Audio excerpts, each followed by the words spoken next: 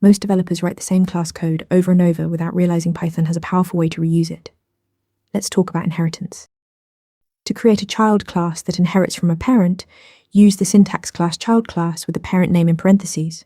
For example, class dog with animal in parentheses. The child class automatically inherits everything from the parent. Inside your child class init method, call super.__init__ to properly initialize the parent class.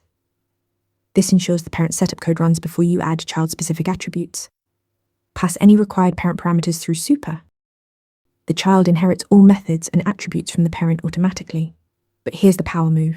You can override parent methods by defining them again in the child class. The child version runs instead, but inherited methods you don't override still work perfectly. So a dog class inheriting from animal gets the name attribute and eat method for free, overrides speak to bark, and adds its own breed attribute. That's code reuse done right. Remember, parent class in parentheses, call super init, and override only what you need. Now go practice with real examples. Ready to practice for your next interview? Interview Mentor lets you answer real questions just like this one. After each answer, you get a detailed grade and personalized tips to improve. Watch your scores climb as you keep practicing.